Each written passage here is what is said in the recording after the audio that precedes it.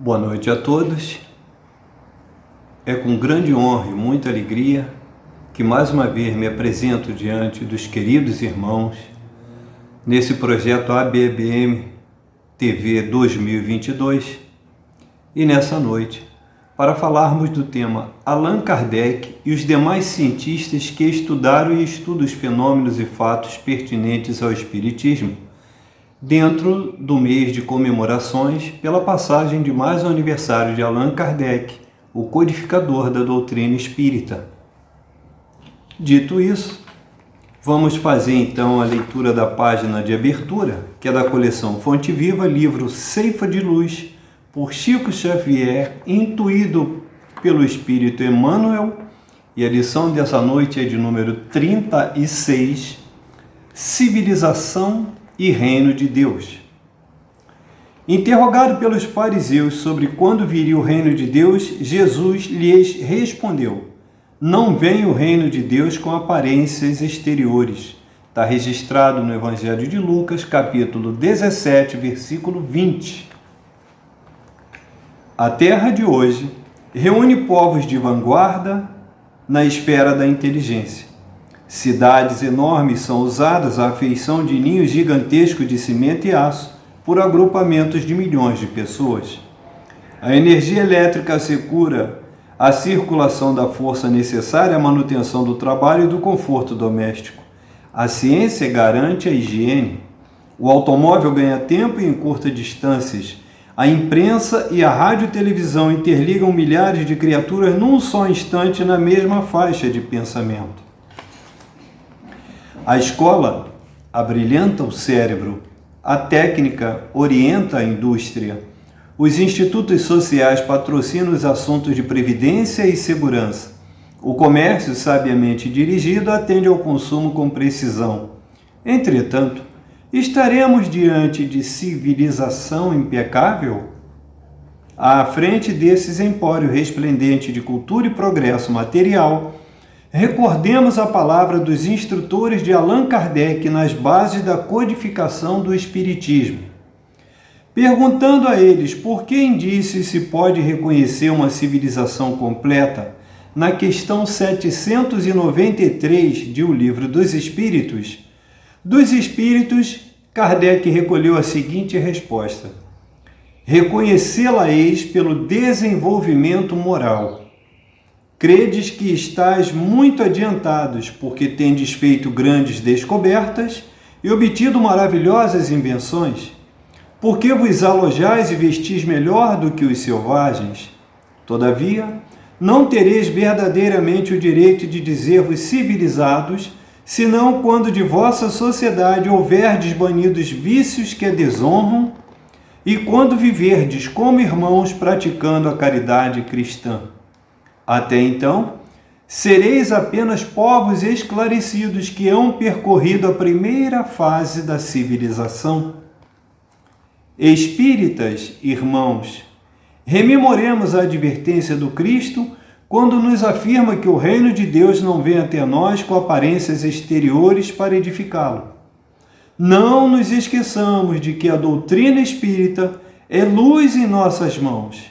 Reflitamos nisso.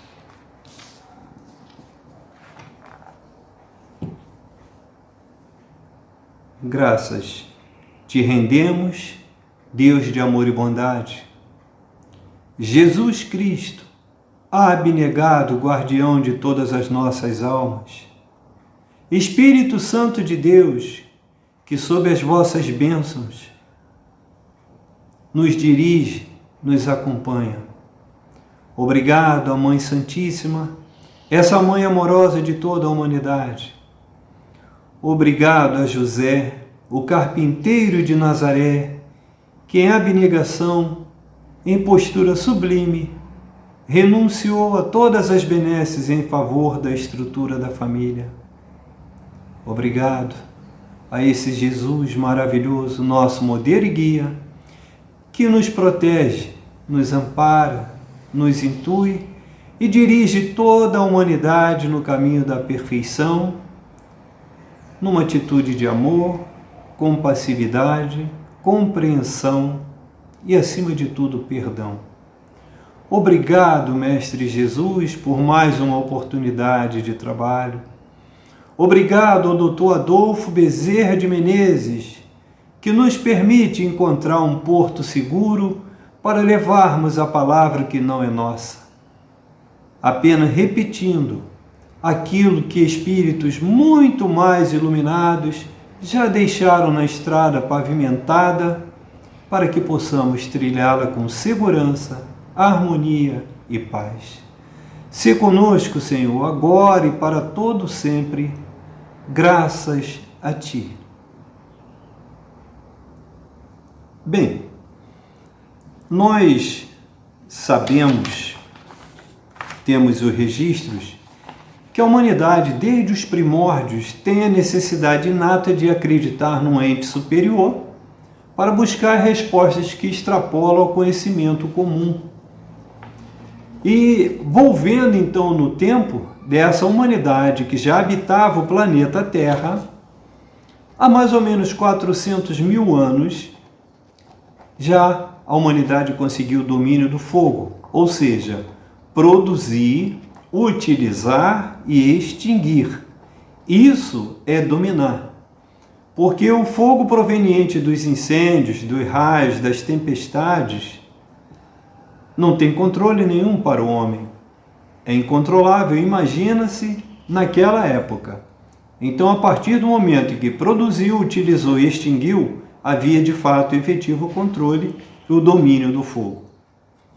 Há mais ou menos 45.500 anos registrou as inscrições rupestres, como nos mostram registros e indícios encontrados na Indonésia. Há mais ou menos 37 mil anos, iniciou então a tradição oral, que é a transferência do conhecimento, das informações, das lições, das experiências, e há registros na Austrália. Mas, evoluindo a humanidade, o orbe terrestre, eis que chegam os degredados de Capela, divididos em 4 grandes grupos, como os áreas, os egípcios, os hebreus e os hindus. Por virem de sistema bem mais evoluído, conheciam as leis de Deus e, juntando-se aos seres que aqui já habitavam, consumava-se a ideia da divindade pelo sentimento do vínculo com a terra. Essa é a grande questão. Então, se antes erigiam totens, prestavam cultos, reverenciavam os mortos e mantinham a tradição do conhecimento na tradição oral, a partir mais ou menos de 3.600 anos antes do Cristo, com os sumérios, os egípcios e os Vedas, vieram ao lume os registros escritos. E aí, a partir disso, nós temos a pré-história, antes da escrita, como a conhecemos hoje, e de mais ou menos 4.000 anos para cá, 3.600 anos para cá, então a história, porque efetivamente ela passa a ser registrada com escritos. Essa é a grande diferença. Então, à exceção dos hebreus, que são monoteístas, os povos antigos prestavam culto a vários deuses, associando-os aos sinais que interpretavam no cotidiano e nos eventos da natureza, como seca, inundações, terremotos, as próprias guerras, as tempestades, as pandemias. Tudo isso já existia desde que a Terra é a Terra. Muito bem, a partir de Moisés, com o Pentateuco, esse Deus único, cultuado pelos hebreus, foi expandido no conceito de divindade sobrenatural, mitológica, dotado de poderes excepcionais, Senhor da vida e da morte, incluindo aí o nascimento, o tempo de vida e a sorte boa ou ruim de cada um. Tudo que escapava à compreensão do homem necessariamente era atribuído a Deus, que também castigava, punia, vingava, possuidor de ira e tantos outros sentimentos comuns à humanidade. O homem conseguiu esse prodígio, atribuir sentimentos a Deus. Com o advento de Jesus, que prodigalizou o Novo Testamento, aquele Deus de bênção e da cólera, das benesses e do castigo, começa a dar lugar ao Pai amoroso, magnânimo, justo e bom. Muito bem, Jesus Cristo já designara Siddhartha Gautama, que é o Buda, Foyi, Lao Tse, Confúcio, Shiva, Brahma, Vishnu, Hermes Trismegisto, Tales de Mileto, Sócrates, Platão, Pitágoras, Aristóteles, além de Moisés, Abraão, Davi, Salomão, Elias, João Batista, dentre tantos outros, na tarefa de nos alertar e dirigir as ações e atitudes voltadas para se atingir a esperada reforma íntima, base principal das aspirações no rumo da perfeição. E esse Jesus, incompreendido pelos fracos e perseguido pelos poderosos na época de sua passagem pela Palestina, não fraquejou no propósito de pescador de homens e na missão de implantar o reino de Deus na terra. Formou apóstolos, discípulos e uma legião de admiradores com seus sermões, suas parábolas, prodígios e milagres, criando uma igreja voltada para despertar consciência. Em meio ao mundo convulsionado pelos vícios, é o modelo e guia de todos nós, tendo se sacrificado em favor de espíritos ainda muito imperfeitos. Essa nova igreja foi perseguida, cresceu, também perseguiu e se fragmentou em várias vertentes, deixando a marca indelével da Inquisição. A humanidade, então, irrequieta, vivenciou as grandes navegações por volta de 1400 e 1500 da nossa era, a criação do parlamento inglês em 1688, a Revolução Industrial na Inglaterra em 1750, a independência dos Estados Unidos em 1776 e a Revolução Francesa em 1789. O mundo evoluiu na tecnologia, na inventividade, mas no aspecto moral continuava faltando. Então, embora houvesse o reforço dos preceitos de liberdade, evolução, desenvolvimento e progresso, saíramos do totemismo, das pitonisas, da lei de Talião, do Código de Hammurabi, e essa nossa velha humanidade encontrou no Velho Testamento e no Novo Testamento o refrigério para as dores, angústias, vicissitudes, mas o temor, o desespero mesmo para as situações depois da morte do corpo físico continuam intrínsecos e assombrando as noites sem sono. Jesus Cristo, porém, garantiu o Consolador prometido trazido a lume na codificação de Allan Kardec. Então aquele que for o centurião Quirínio Cornélios, envolvido lá na prisão, na crucificação de Jesus, reencarnou na Terra com a missão de nos trazer ao mundo não uma nova igreja, mas uma doutrina codificada que não é concebida pelo homem, mas trazida do mais alto por luminares escolhidos para a sagrada tarefa por misericórdia de Deus. É claro que foi assim então, em meados do século XIX, na glamourosa Paris, nos distantes Estados Unidos e nas longínquas Ilhas Reunião, lá na costa oriental da África, que os espíritos prodigalizaram os fenômenos que encantavam rodas de curiosos, que por diversão faziam perguntas esperando toda sorte de respostas, convertendo-se em breve tempo num espetáculo dos mais concorridos. Lá nas Ilhas Reunião, na costa oriental da África, no entanto, residia uma família de nome Baudin, que era o Emily Charlie, a esposa Clementine, as filhas Caroline e Jolie. E essa família então se habituou a conversar com a mesa girante. Essa família Baudin era abastada, comercializava açúcar e café. E, evoluindo nos diálogos com o invisível, um dia perguntaram a identidade daquele espírito que mais vinha até eles. Ele então se apresentou como o Zéfiro da Verdade. Zéfiro é o nome que se dá a um vento brando, a uma aragem, uma brisa. Então ele se identificou dessa forma porque não caberia trazer identidade verdadeira. E esse Zéfiro então previu que essa família Bodin um dia brevemente se mudaria para Paris.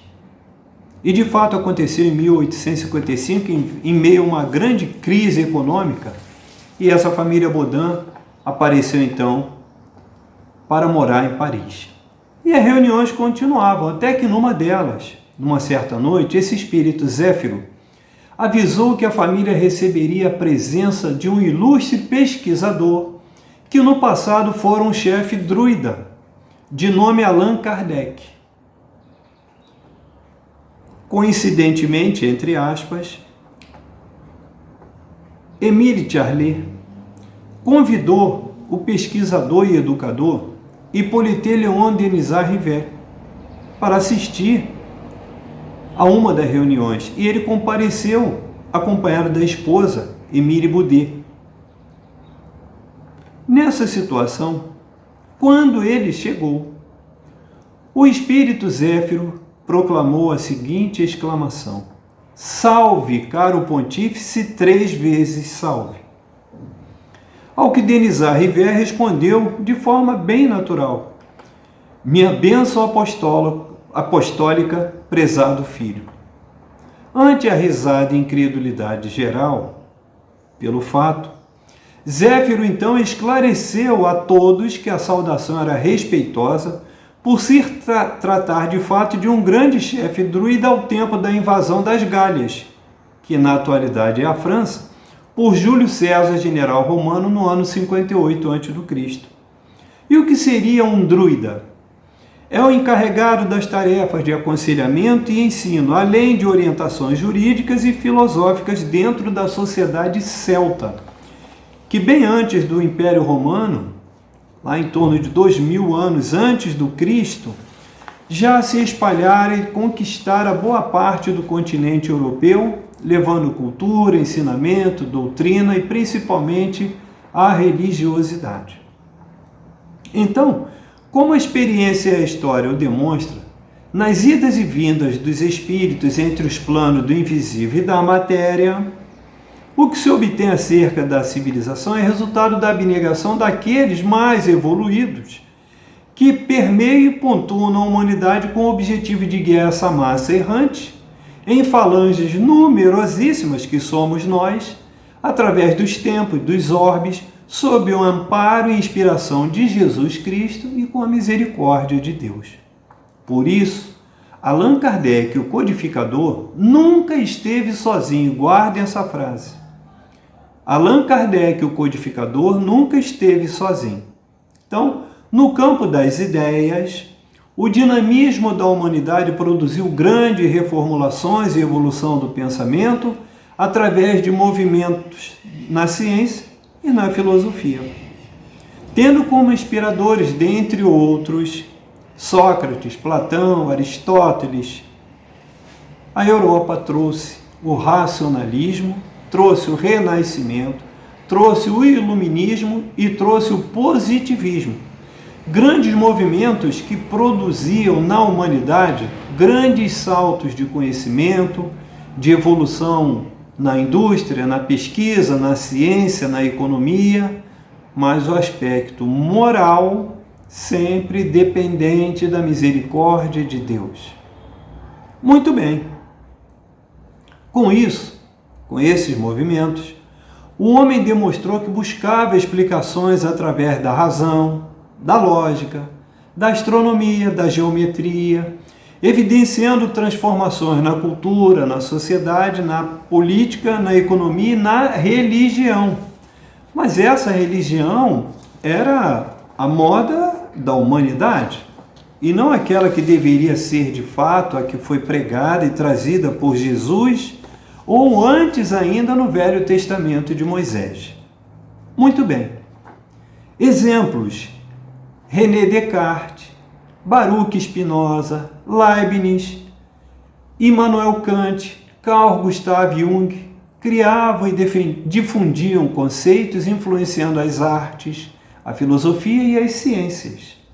Entretanto, a partir de O Livro dos Espíritos, catalogado e codificado por Allan Kardec, inaugura-se um novo conceito de intercâmbio com o invisível e a codificação ganha corpo, sempre com base na religião, na ciência e na filosofia. Esse é o tripé inabalável da doutrina espírita. Muito bem, e como nada é o acaso, Allan Kardec, como já disséramos, nunca esteve sozinho. Vejam só alguns exemplos que trouxemos. Benjamin Franklin, 1706 em Massachusetts, 1790 na Pensilvânia, Estados Unidos. Nasceu, desencarnou. Foi um grande estadista norte-americano que muito contribuiu, inclusive, para a elaboração da Carta Magna, a primeira Constituição dos Estados Unidos. E ele ficou célebre pela invenção de uma coisa simples chamada para-raios. Imagine, através dos séculos, quantas vidas o invento de Benjamin Franklin salvou ao redor do mundo. Incursionando no Espiritismo, teria declarado, abre aspas, o homem só nasce completamente depois que morre. Por que então atormentarmos-nos por ter uma criança nascida entre os mortais? Nós somos estúpidos, fecha aspas. Benjamin Franklin, antes mesmo de Kardec, Hippolyte Léon Denisard, reencarnar. Isso foi entre 1706 e 1790, nos Estados Unidos. O segundo personagem de vários que trouxemos chama-se Alfred Russel Wallace. Nasceu em 1823 e desencarnou em 1913 no Reino Unido. Famoso naturalista inglês, investigou profundamente as questões sobre a sobrevivência e a comunicabilidade dos espíritos. Investigou os fenômenos das mesas girantes e afirmava que eram inteiramente comprovados como quaisquer fatos que são provados em outras ciências. Ou seja, para ele, a mesa girante, a comunicabilidade, a sobrevivência do espírito eram coisas naturais, comprováveis já naquela época. E, por suas afirmações, foi alvo de muitas perseguições. Mas sabem quem é Alfred Russel Wallace?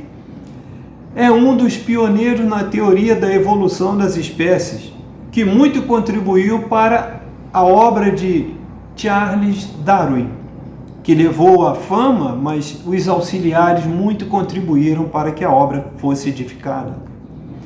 Agora vamos falar de Alexander Asakoff. Reencarnou em 1832, desencarnou em 1903, na Rússia. Escritor, diplomata, conselheiro privado do imperador Alexander III, czar da Rússia naquela época. Se defrontou com fenômenos espíritas na Alemanha quando lá cumpria missão diplomática. Colaborou com William Crookes nas experiências de materializações do espírito Kate King, participou da Comissão de Milão, que investigava os fenômenos produzidos pela médium Eusápia Paladino. Há outros que vamos descrever aqui, envolvidos com essas mesmas médiuns e espírito, e nos legou, entre outras obras, o livro Animismo e Espiritismo, traduzido inclusive para o idioma português. Agora vamos a William Crookes. Reencarnou em 1832, desencarnou em 1919 no Reino Unido. Realizou inestimável trabalho em favor da ciência, destacando-se na física e na química.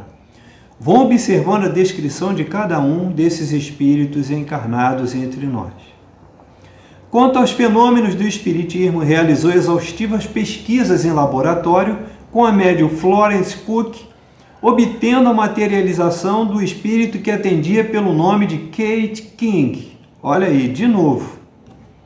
pela extraordinária capacidade mediúnica da jovem Florence Cook, William Crookes pôde testemunhar inúmeros eventos protagonizados pelo espírito Kate King, olha aí de novo, registrando-os passo a passo na obra Fatos Espíritas.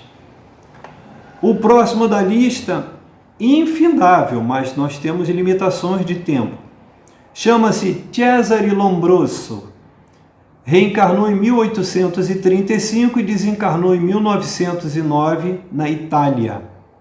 Cientista, mundialmente conhecido, dedicou-se a estudos e trabalhos no campo jurídico, na filosofia, na medicina, na psicologia, na psiquiatria, participando ativamente das experiências com a médium Eusápia Paladino, e numa dessas sessões assistiu à materialização de sua própria mãe, ou seja, a mãe de Cesare Lombroso, através da fluidez da médium Eusápia Paladino, materializou-se diante de Cesare Lombroso, um cientista.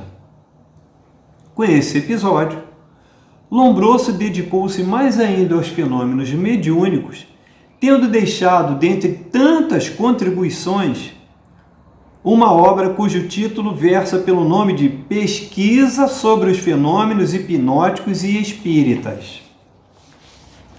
Marcamos 5. O sexto personagem dessa saga de Kardec, Eugène Auguste Albert de Rochard. 1837 reencarnou, desencarnou em 1914 na França. Engenheiro, coronel do exército francês e administrador de nada menos da Escola Politécnica de Paris. Vejam que espírito é esse. Dotado de acentuada mediunidade, aplicava passes. E quando era um paciente de muita sensibilidade, Albert de Rochard conseguia orientá-los em regressão de memória, em que retratavam fatos relativos aos primeiros meses de sua existência. E havia, inclusive, alguns pacientes muito mais sensíveis, cuja regressão pormenorizada alcançava fatos ocorridos em encarnações passadas. Então, das várias obras pesquisadas, destaca-se uma de título As Vidas Sucessivas, onde relata os fatos e eventos pesquisados. Mais um personagem ilustre, Camille Flammarion, 1842, reencarnou, desencarnou em 1925, França. Astrônomo, surpreendeu e repercutiu no mundo acadêmico com a obra Pluralidade dos Mundos Habitados. Olha, veja bem, astrônomo. Foi um dos pioneiros do espiritismo na Europa. Foi um destacado auxiliar de Allan Kardec, cabendo a ele, inclusive, proferir o discurso de despedida no sepultamento do codificador. Médium de grande sensibilidade, deixou outras importantes obras acerca da doutrina espírita.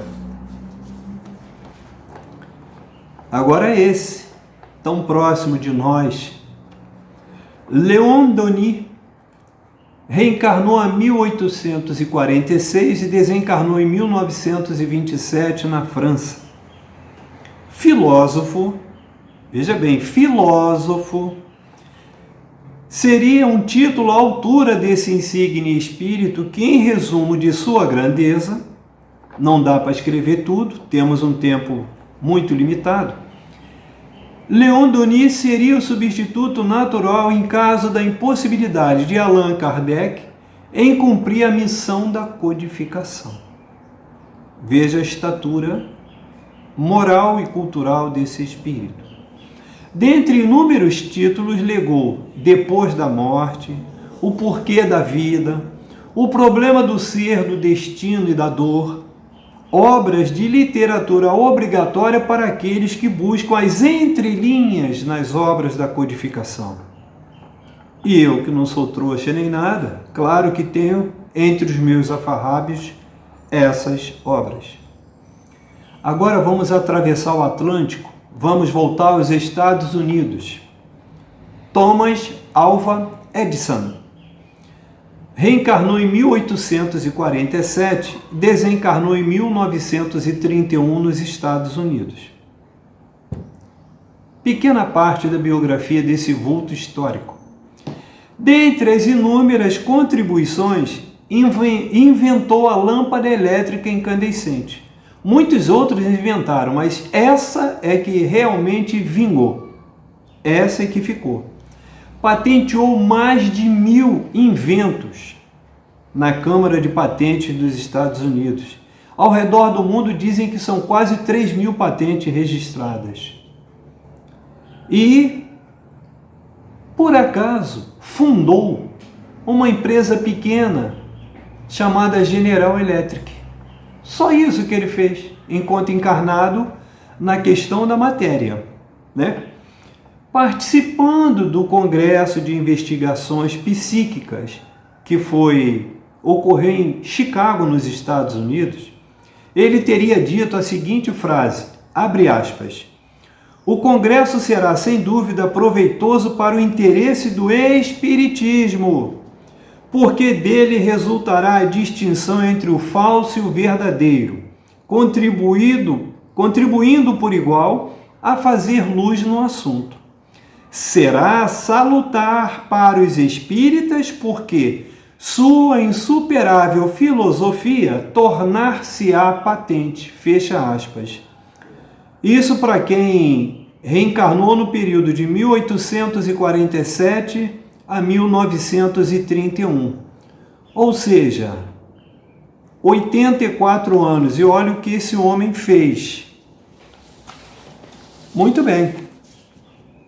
Vamos seguindo aqui para falar de um outro personagem. Chama-se Charlie Richer. Nasceu em 1850, ou seja, reencarnou. Desencarnou em 1935, na França. Fisiologista de formação. Foi nomeado aos 37 anos lente catedrático de filosofia da Faculdade de Medicina de Paris. Lente catedrático é professor, com 37 anos, na Faculdade de Medicina de Paris. Convenhamos, tem espíritos que não vêm aqui para brincar. Então, dentre tantas obras, sobressai o Tratado de Metapsíquica, que narra os fatos e descreve em pormenores as experiências psíquicas, descrições históricas e subtítulos dos temas que aborda nesse tratado. Foi o descobridor da soroterapia, que é um capítulo à parte e não daria tempo para desenvolvermos, né, esse subtítulo. E quanto ao Tratado de Metapsíquica, a define como, abre aspas, ciência que tem por objeto fenômenos mecânicos ou psicológicos devido a forças que parecem inteligentes ou a poderes desconhecidos latentes na inteligência humana. Fecha aspas. Isso um fisiologista. Como se não bastasse, Charlie Richer deu o nome de ectoplasma, ele que deu esse nome pela primeira vez, à substância responsável por viabilizar os fenômenos objetivos e ao observar essa substância que emanava dos médiuns de efeitos físicos, em especial da médium, de novo, Eusápia Paladino. Olha quanta gente estava envolvida com essa médium, para vocês terem uma ideia. E esse próximo chama-se Gabriel Dollani. Reencarnou em 1857 na França e desencarnou em 1926. Ele, inclusive, pereceu em 1926, mas deixando uma obra incrível para todos nós. O pai de Gabriel Dollani, Alexander Dollani, era espírita e amicíssimo de quem? De Allan Kardec. A mãe de Gabriel, não lembro agora o nome, não pude anotar e peço perdão, era uma médium que trabalhou incessantemente com o codificador. Então, sob essa influência, Gabriel Dollani foi um dos maiores propagadores da sobrevivência e comunicabilidade dos espíritos.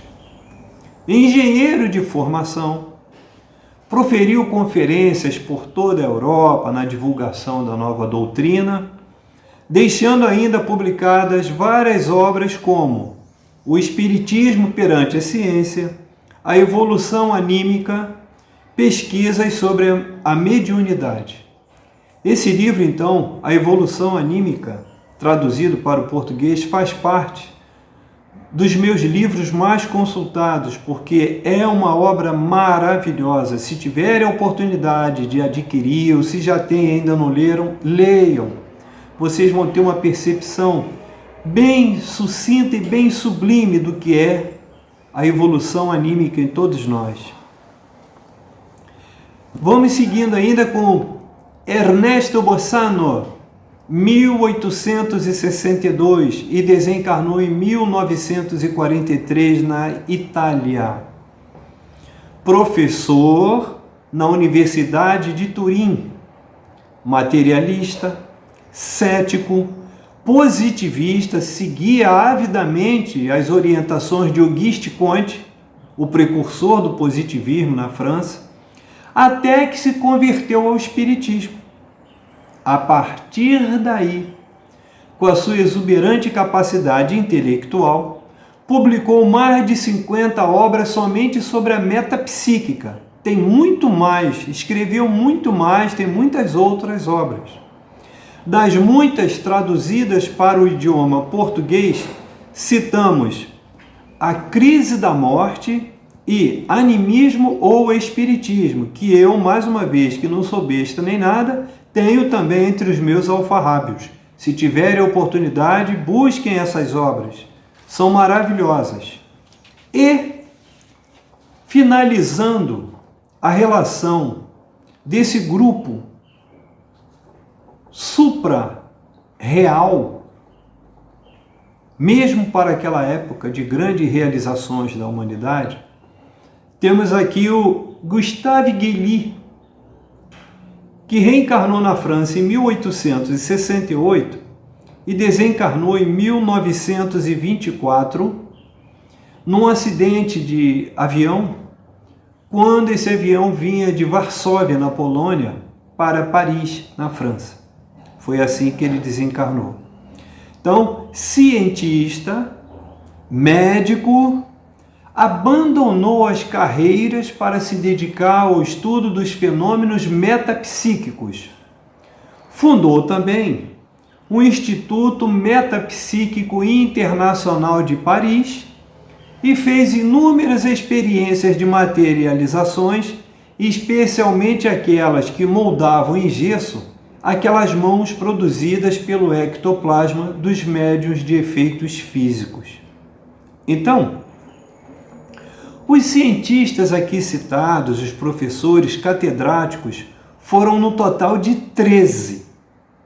Todos expoentes da humanidade, contemporâneos de Kardec, à exceção de Benjamin Franklin, que é do século anterior, é do século XVIII.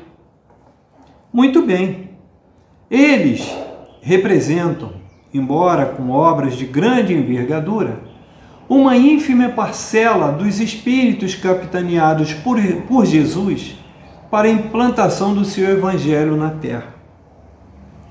não se encerrou essa obra nos apóstolos, nos discípulos, nos seguidores daquela época. Muitos, pescadores, marceneiros, carpinteiros, artífices, mas àquela época, pelo menos, sem demonstrar essa alta capacidade intelectual desses 13 que nós mencionamos aqui. Muito bem, esses espíritos que, abnegados na fé e na esperança, continuam auxiliando a humanidade.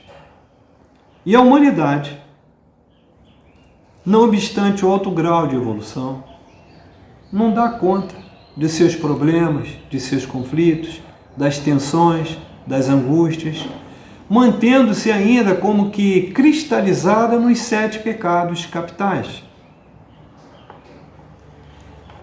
A doutrina espírita é obra de espíritos. Traz lições e ensinamentos de espíritos. A base dessa doutrina é a religião, posto que o objetivo é trazer o homem para mais perto de Deus. Vamos combinar. É ciência, porque os prepostos do invisível passam, auxiliam e superam todas as análises e ponderações científicas e reencarnam eles próprios, sendo luminares da humanidade, como esses 13 expoentes que nós acabamos de citar.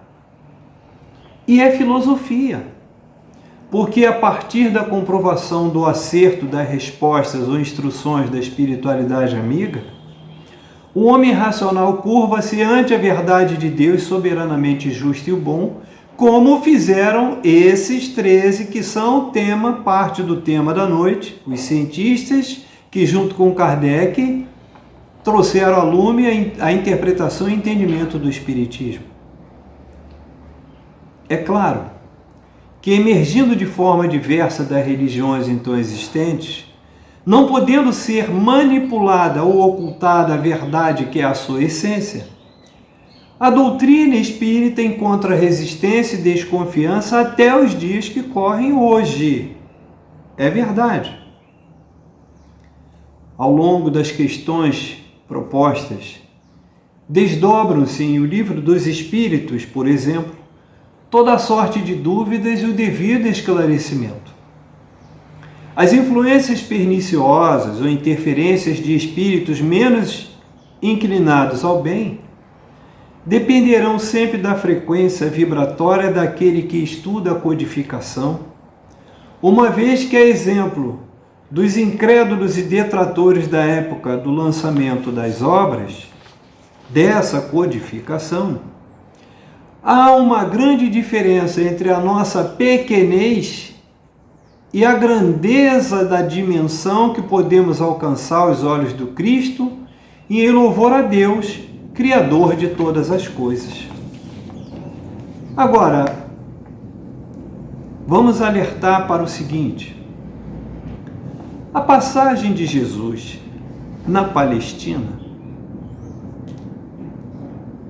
foi emblemática e dividiu a história da humanidade entre antes do Cristo e depois do Cristo.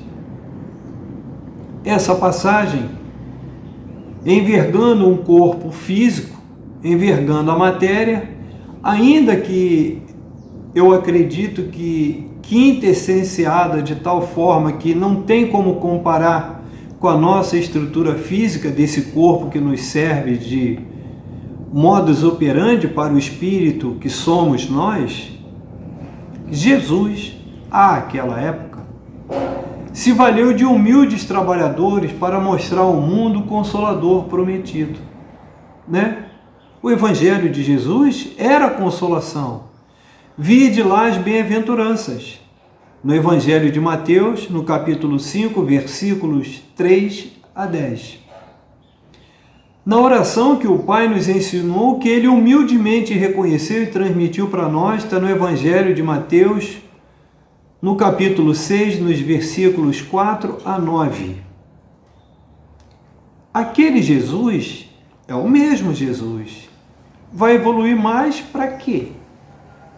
O que mais Jesus tem para evoluir? Se tem, provavelmente jamais saberemos na nossa trajetória, porque Ele estará igualmente muito mais longe de nós quando um dia formos luz do mundo ou sal da terra, como Ele pregou.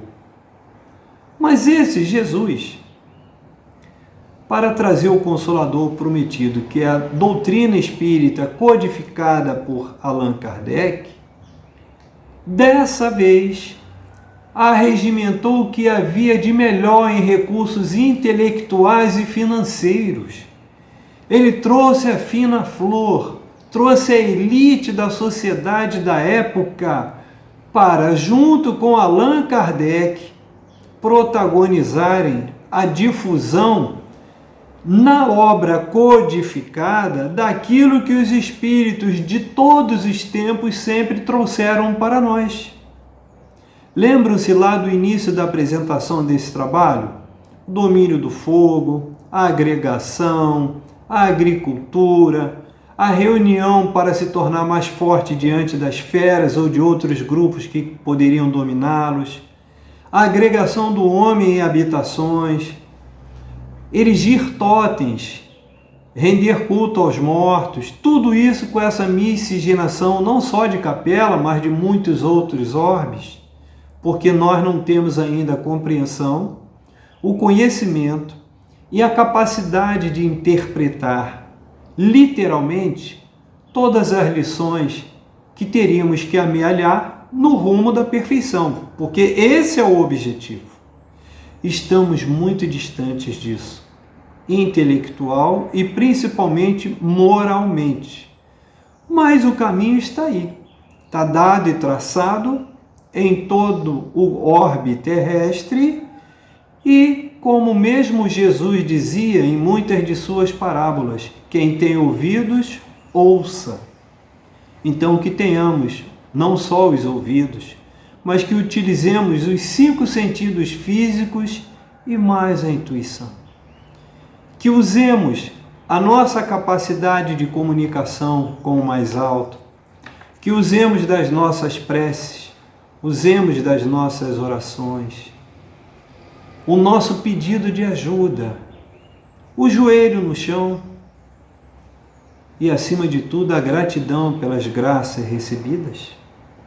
Então, voltando ao tema, Jesus se valeu da fina flor da intelectualidade e das finanças da época para promover um novo choque que reverberasse até os rincões deste orbe, na adesão incondicional de nós, espíritos, independentemente de sermos espíritas, cultos, inteligentes, ousados e impulsionados a testemunhar perante a humanidade, a complexa, e ao mesmo tempo simples equação de amor mais trabalho igual à prática do bem, caridade, harmonia, sabedoria, paz.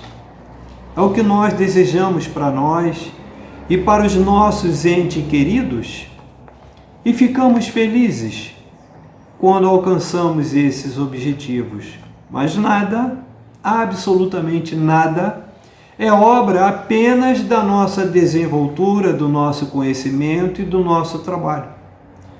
A misericórdia de Deus em tudo atua, em tudo persevera, aguardando que retornemos ao plano de onde um dia já ocupamos e que pela recalcitrância nos erros nos tornamos alvo não da ira de Deus, não da vingança de Deus, não do castigo de Deus, mas simplesmente seguindo a lei de ação e reação, a lei de causa e efeito.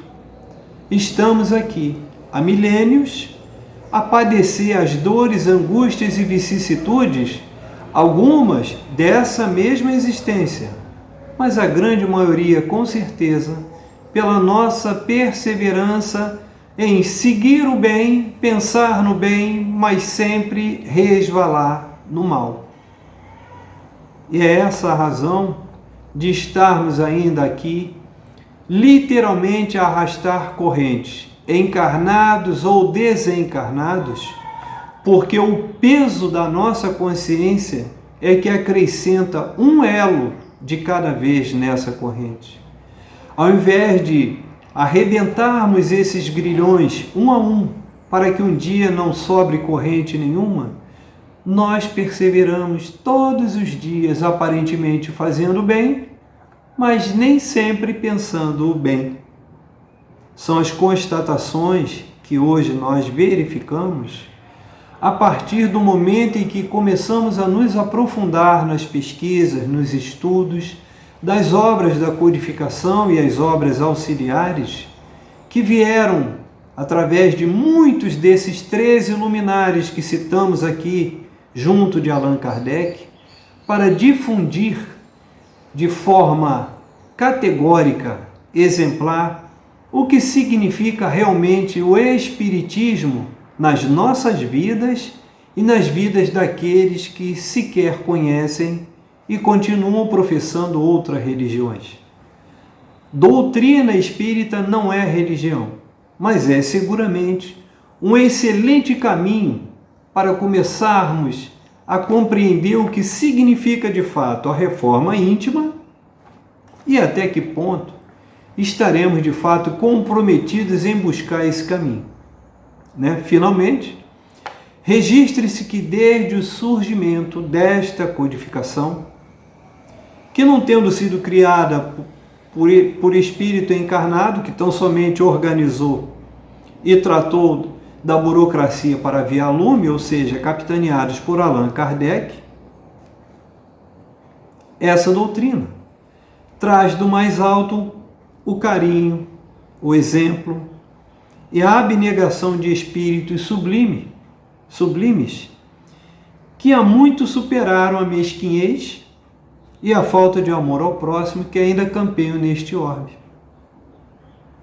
Façamos das lições ministradas por Kardec e por pelo menos esses 13 que o auxiliaram, porque são milhares em todos os tempos e em todos os cantos do orbe, para que essa doutrina seja uma bússola a nortear nossa conduta, pois quando Jesus aqui chegou, já deixou os sinais de um porvir de esperança e de paz para todos nós. A todos esses chamados gênios da humanidade, o nosso carinho, o nosso respeito, a nossa gratidão. Encerramos aqui a apresentação desse pequeno trabalho dessa noite como um preito de honra, de alegria, em homenagem a Allan Kardec e a esses 13 outros espíritos iluminados que contribuíram sobejamente para a expansão do conhecimento que essa doutrina nos traz. São ensinamentos perpétuos. E vamos combinar. Quantas vezes esses espíritos já reencarnaram na própria Terra? Quantas vezes reencarnaram como nós e aproveitaram a oportunidade de progredir, de evoluir intelectual e principalmente moralmente para auxiliar Allan Kardec na codificação dessa doutrina, servindo como exemplos para toda a humanidade. Que todos esses infinitamente justos, bons, belos auxiliares de Jesus e infinitamente inumeráveis, não há como quantificar, que continue, encarnados ou desencarnados, prodigalizando toda a oportunidade de ensino para que nós tenhamos, enfim, a capacidade de aproveitar a oportunidade de aprender. Agradecemos a esse mestre de amor e bondade, agradecemos a espiritualidade amiga que nos auxiliou nesse trabalho e em todas as horas, ao meu irmão protetor espiritual, aos mentores dessa casa capitaneada pelo Dr. Adolfo Bezerra de Menezes, e que nos prodigalizem também a continuidade das tarefas do dia nessa casa do caminho, na santa e bendita paz, dizendo graças a Deus. A todos vocês, o nosso muito obrigado e até uma próxima oportunidade.